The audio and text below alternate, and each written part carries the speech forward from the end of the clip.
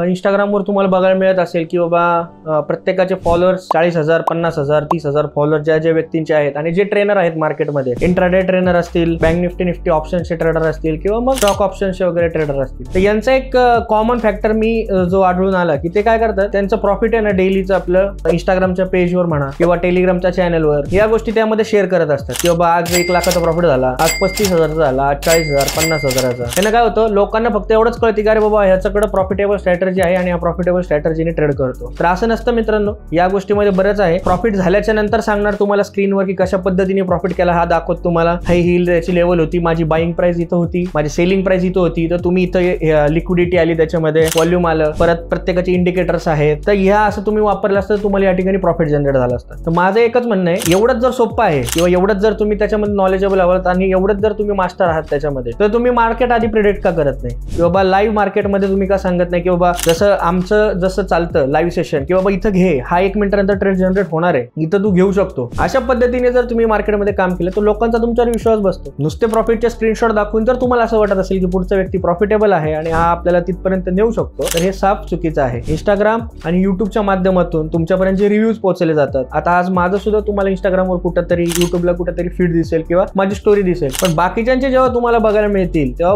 बऱ्याच गोष्टींचा एक फरक काय असतो की नुसतंच आपलं रिव्ह्यूज टाकलेले असतात की कसा वाटला क्लास किंवा काय झालं, कशा पद्धतीने आहे किंवा काय. कुठलाही व्यक्ती कुठल्याही कार्यक्रमाला गेल्याच्या नंतर त्या कार्यक्रमामध्ये जर त्याला विचारलं की कसं वाटलं किंवा काय वाटलं, तर तो त्या ठिकाणी त्या व्यक्तीची चांगल्या पद्धतीनेच माहिती देणार की नाही सर, मी खूप चांगल्या पद्धतीने, मी इतके दिवस कुठं असं बघितलं नाही, जे काय आहे ते एवढे वर्ष मी हे कोर्स केले, पण तुमचाच प्रॉफिटेबल आहे, ह्याच्या पद्धतीने आहे, त्याच्या पद्धतीने आहे. पण माझं म्हणणं काय, जेव्हा तुम्ही ऍक्च्युअल मध्ये येता ना मार्केटमध्ये, तेव्हा कुठलाच मेंटर, कुठलाच ट्रेनर आणि कुठलीच व्यक्ती तुम्हाला त्याच्यामध्ये हेल्प आउट करत नाही. एकदा का तुमच्याकडून फीस घेतली की संपलं, तुमचं आणि त्यांचं नातं संपलं. ते प्रत्येक जण प्रत्येकाचा कोर्स विकायला आले. तर हेच मला तुम्हाला समजून सांगायचे की मित्रांनो, हे इंस्टाग्राम आणि फेसबुकचे जे रील्स बघून जे लाख आणि 1.5 लाख रुपयाचे जे डेलीचे प्रॉफिट टाकतात, याच्या आहारी न जाता लाईव्ह मार्केटमध्ये काय ट्रेडिंग होतं, समोरासमोर काय होतं, लॉस होत नाही का, तर 100% होतो. प्रॉफिट होत नाही का, तो होतो. पण जे काय रेशो आहे, जर 100 ट्रेड जर आपण करत असू, त्यातले 90-95 ट्रेड जर प्रायमरी टार्गेट आपल्याला मिळत असतील आणि 1:2 रेशोने जर आपण ट्रेड करत असेल आणि अशा मार्केटमध्ये ट्रेड करतोय की ज्याच्यामध्ये मॅनिप्युलेशन होण्याचं प्रमाण जे आहे ते खूप कमी प्रमाणात आहे, तर माझ्या मते हे खूप चांगल्या पद्धतीचं सेशन जे काय आहे ते आपण रोज कंडक्ट करतो. सकाळी 11 वाजल्यापासून ते दुपारी 3 पर्यंत, परत संध्याकाळी 5 वाजल्यापासून रात्री 9 वाजेपर्यंत जे लाईव्ह सेशन असतात त्याच्यामध्ये लोक जॉईन झालेली असतात, त्यांना डेलीचा प्रॉफिट जनरेट होतोय. तर माझं एकच मत आहे की कोणाचे इंस्टाग्रामचे रील्स बघून, कोणाचे रिव्ह्यूज बघून की खूप छान आहे, मी आयुष्यात तुमच्यासारखा माणूस पाहिला नाही किंवा काय नाही, तर तुम्ही तुमचे कष्टाचे पैसे 50,000 फी, 30,000 रुपये फी, 70,000 रुपये फी भरून कुठेही जाऊ नका. त्याचा काही फायदा होत नाही. तर जर मला ऍक्च्युअली जर मार्केटमध्ये काम करायचं असेल किंवा ऍक्च्युअली जर बाबा लाईव्ह मध्ये काम करायचं असेल की बाबा नाही, हा 1 मिनिट आधी मी सांगतो की बाबा इथं झाला तर हे तुम्ही करू शकता, इथं नाही झालं तर हा तुम्ही करू शकत नाही, हे जर तुम्हाला बघायचं असेल